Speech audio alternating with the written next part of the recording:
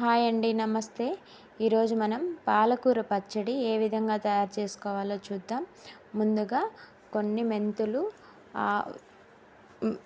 ధనియాలు, జీలకర్ర, శనగపప్పు వీటిల్ని మనం దోరగా వేయించుకోవాలి.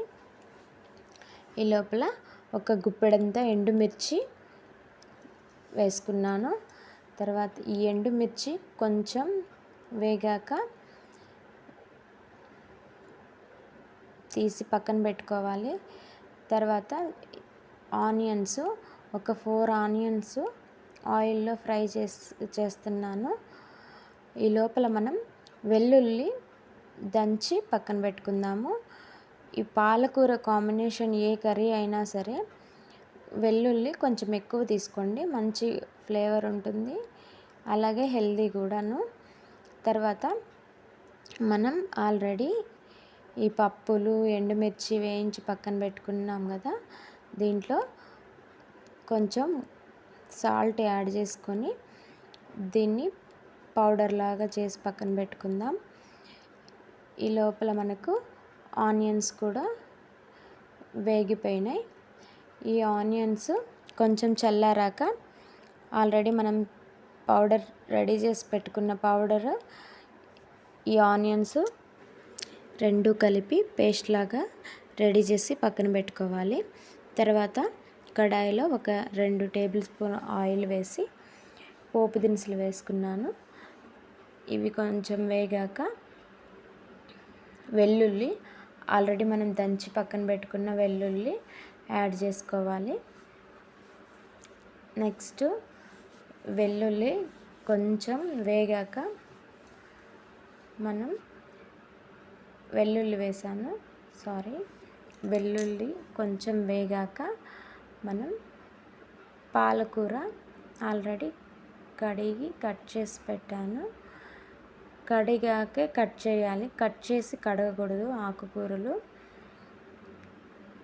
అలాగే దీన్ని మూత పెట్టి ఉడికించకూడదు, మూత పెట్టకుండానే దీన్ని వేపుకోవాలి. అప్పుడే దీంట్లో ఉండే పోషకాలు పూర్తిగా మన బాడీకి లభిస్తాయి. ఇంకా నెక్స్ట్ ఇది కొంచెం వేగింది. దీంట్లో వాటర్ అంతా ఆవిరైపోయాక ఆల్రెడీ మనం పేస్ట్ చేసి పెట్టుకున్నాం కదా మసాలా, మొత్తం ఈ పాలకూరలో వేసుకోవాలి. ఇది మంచిగా మిక్స్ అయ్యేలాగా మనం దీన్ని మిక్స్ చేసుకుంటే మన పాలకూర పచ్చడి రెడీ అయిపోయింది. చాలా చాలా టేస్టీగా ఉంటుంది, ఇంకా చాలా హెల్తీ కూడా. మనం ఇంతవరకు పాలకూర పప్పు, పాలక్ పన్నీరు ఇలానే తిని ఉంటాము. ఒకసారి ఇలా కూడా ట్రై చేయండి, చాలా చాలా బాగుంటుంది పాలకూర పచ్చడి.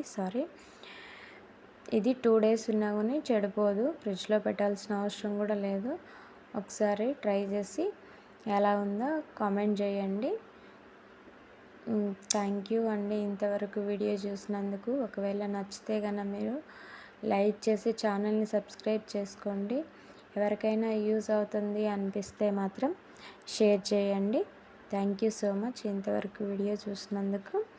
నెక్స్ట్ ఇంకా పెరుగు పచ్చడి కూడా ఉంటుంది, సింపుల్గా ఎలా చేసుకోవాలో చూపిస్తాను, అది కూడా చూసేయండి. ముందుగా ఒక 2 టేబుల్ స్పూన్ల ఆయిల్ వేసుకొని ఇది కొంచెం వేడెక్కాక మెంతులు, ఆవాలు, జీలకర్ర, శనగబళ్ళు వేసుకొని ఇవి కొంచెం వేగాక పచ్చిమిర్చి, ఆనియన్స్, కరివేపాకు వేసుకుంటాము. దీంట్లో పెరుగు పచ్చడిలో ఫ్లేవర్ కోసం మనం మెంతులు యాడ్ చేసాము. ఇది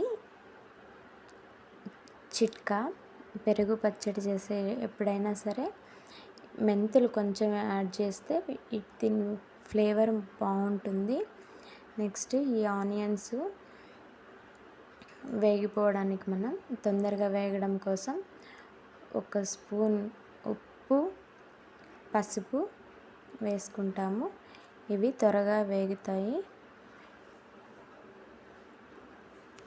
ఇంకా ఇవి వేగే లోపల మనం టమాటాలు కట్ చేసి పక్కన పెట్టుకుందాము. ఈ టమాటాలు కూడా ఒక 3 టమాటాలు వేసాను నేను, మీ ఇష్టం. చిన్న సైజు టమాటాలు ఒక 3 వేసాను. ఆనియన్స్ టమాటాలు ఎంత ఎక్కువగా వేస్తే అంత టేస్టీగా ఉంటుంది. తర్వాత ఈ టమాటాలు కూడా మంచిగా మగ్గిపోవాలి. దీంట్లో జ్యూస్ అంతా బయటకు వచ్చి ఆనియన్స్లో కలిసిపోతే మంచి టేస్ట్ వస్తుంది. కొంచెం కారం వేసి వేపాను. తర్వాత ఈ పెరుగు మిక్సీకి వేసుకొని పెట్టుకుంటే మంచిగా చిక్కగా వస్తుంది. మనం చిలకడం కంటే ఇలా మిక్సీకి వేస్తే చిక్కగా వస్తుంది, టేస్ట్ కూడా బాగుంటుంది. ఒక్కసారి ఈ పెరుగు తాలింపు కూడా ట్రై చేయండి, చాలా చాలా బాగుంటుంది. ఈ 2 కాంబినేషన్లో బాగుంటుంది లంచ్. ఈరోజు మాది ఈ పెరుగు పచ్చడి పాలకూర పచ్చడితో ఫినిష్ అయింది. డిఫరెంట్గా ఉందని అనుకోవద్దు. Thank you so much. ఇంత